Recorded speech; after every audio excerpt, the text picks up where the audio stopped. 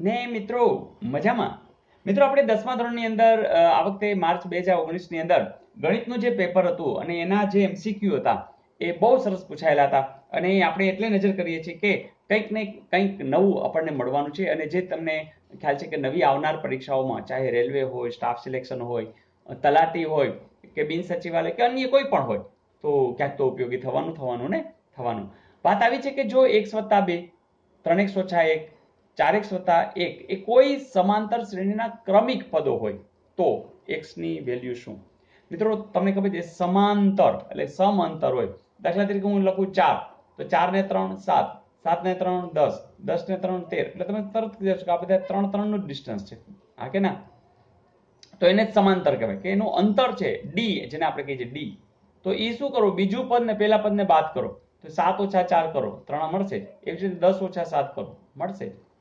તો કહેવાની વાત એ છે કે આટલી જ માહિતી હોય ક્રમિકમાં આવું થવાનું છે તો ડાયરેક્ટ ઉપયોગ કરો. શું કરવાનું? સાવ સિમ્પલ. તમને ખબર છે 7 - 4 શું થશે? આમાંથી આ બાદ કરું તો શું થશે? તો એ 3 જ આવવાના. આમાંથી આ બાદ કરો તો પણ શું આવવાના? 3 જ. એનો અર્થ એ કે તમારે આ અને આની વેલ્યુ જો સરખી હોય તો એ બેને સરખાવી દીધો એટલે કે 7 - 4 = 10 - 7 લખી શકાય? લખી જ શકાય. તો આપણે આમાં એમ કરી કે પેલું પદ છે, બીજું પદ છે, ત્રીજું પદ છે તો બીજામાંથી પેલું બાદ કરી એટલે કે 3x - 1 ઓછા x + 2 એ જ કોના જેટલું હોય તો 4x + 1 ઓછા ઓછા ત્રીજું પદ ઓછા બીજું પદ એટલે 3x - 1. મિત્રો કામ પતી ગયું. હવે બસ સાદુરૂપ આપો જવાબ રેડી જશે. કારણ કે આનો અને આનો ડિફરન્સ એ જ આનો અને આનો ડિફરન્સ થાય બરાબર છે. હવે જો આમાં x જ દેખાઈ રહ્યા છે એટલે જેવું તમે છૂટું પાડશો જવાબ મળી જશે. જોજો આ 3x - 1 આ 12 જ્યારે ઓછાની નિશાની હોય અને કાઉન્સ તોડો તો બધાની નિશાની બદલાય. આ x વત્તા હતા એ કેવા થઈ જશે? ઓછા. આ કેવા થઈ જશે? ઓછા. પછી 4x + 1 ઓછા 3x ઓછે ઓછે વત્તા 1. હવે તમને ખબર છે કે અહીંયા 3x છે, અહીંયા ઓછા x છે તો બાદબાકી થઈ જશે. 3x માંથી x જાય તો કેટલા થઈ જશે? તો 2x થઈ જશે. બરાબર. પછી -1 - 2 -3 થઈ જશે. હવે શું 4x માંથી 3x જાય એટલે ખાલી x રહેશે. +1 + 1 કેટલા થઈ જશે? +2. હજી તમે એક કામ કરો આ x નામ લઈ આવો -3 નામ લઈ આવો એટલે 2x - x બરાબર 2 - 3 આવી જશે 2 + 3.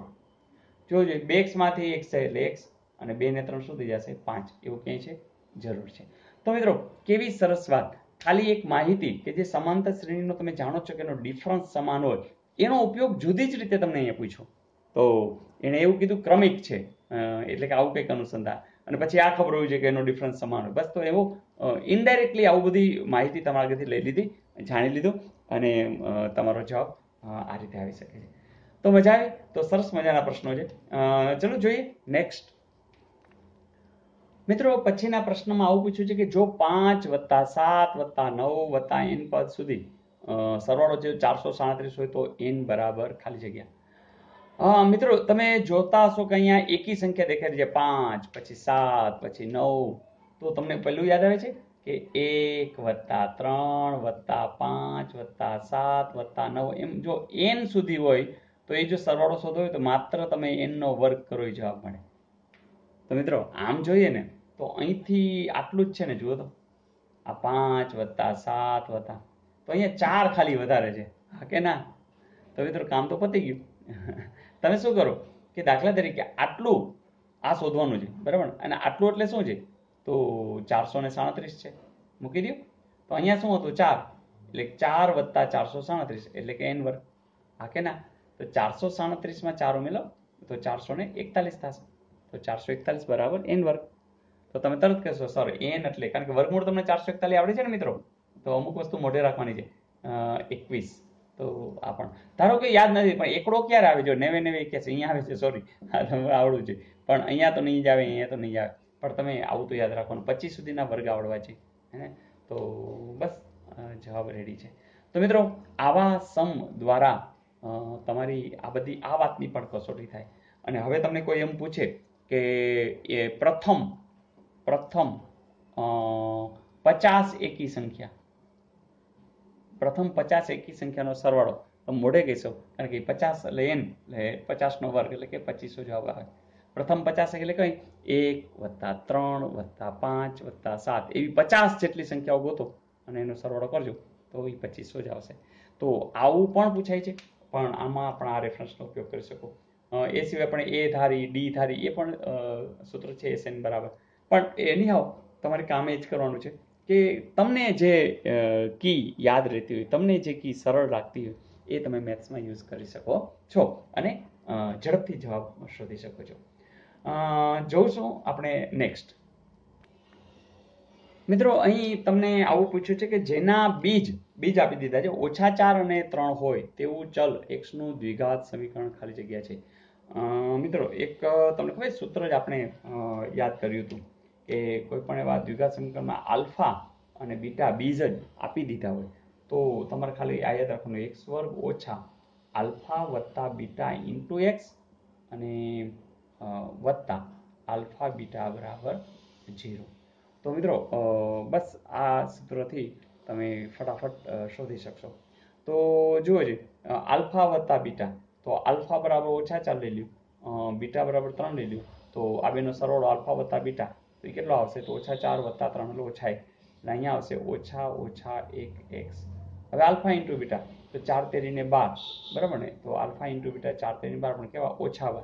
તો અહીંયા તમે -12 લઈ લેજો. તો બસ કામ પતી ગયું. x² ઓછે ઓછે વત્તા તો વત્તા x અને વત્તે ઓછે -12 બરાબર 0.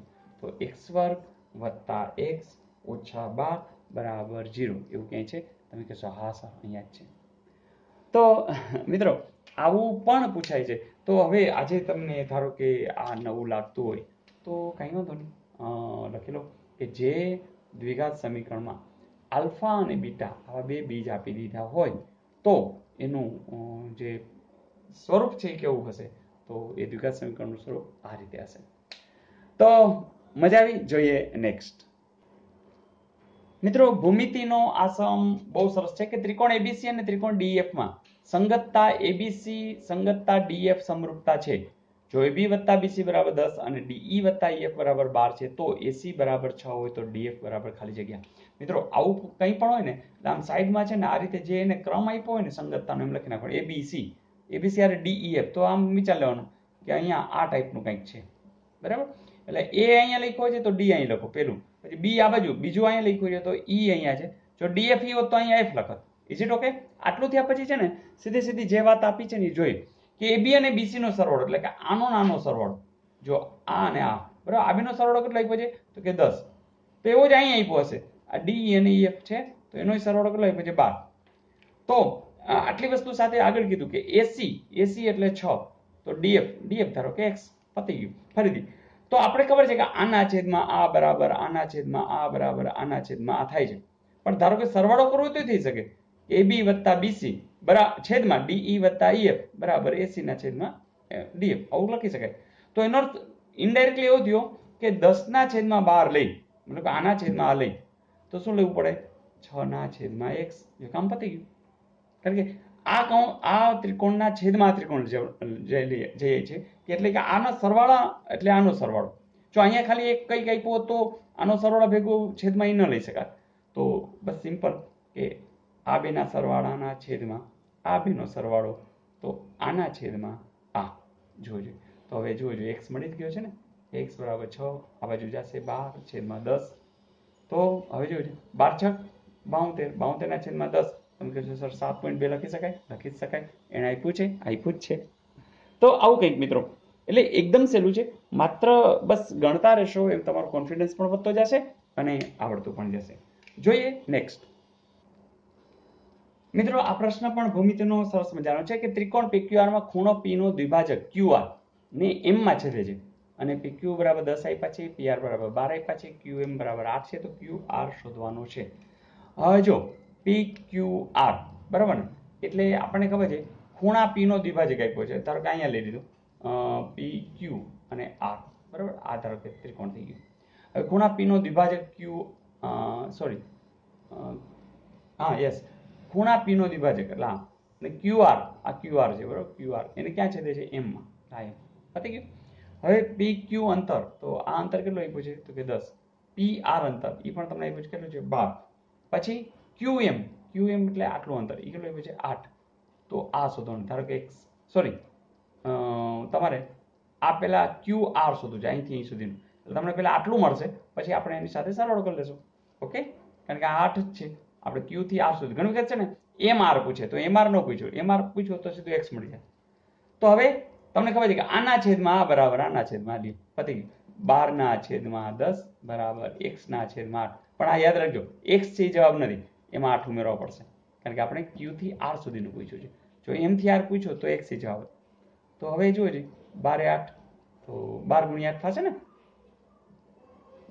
12 × 8/10 આ આપણો x. તો 12/8 કરી નાખશો 96/10 એટલે કે 9.6. જો એને પહેલે જ કર્યું તો બધા ભૂલથી આગળ નાખે, પણ ભૂલવાનું નહીં, 8 ઉમેરવાના છે.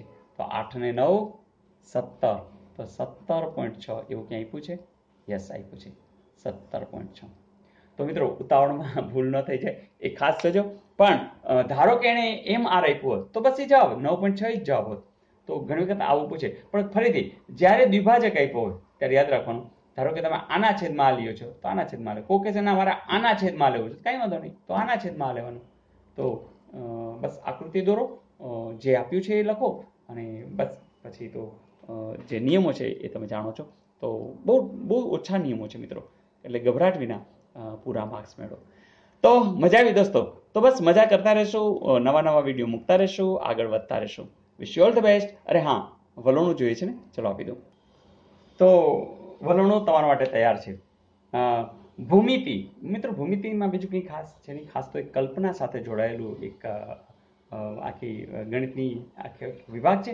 અને એમાં તમે જેમ કલ્પના જોડશો ને, બિંદુ, રેખા, ત્રિકોણ, હે ને, તો ઓર મજા આવશે.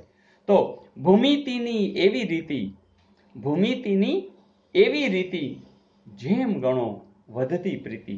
જ્યાં મિત્રો ભૂમિતિ પ્રત્યે જો તમારે પ્રીતિ વધારવી જ હોય તો બસ ગણ્યા જ કરો અને કલ્પનાને વિસ્તાર્યા જ કરો.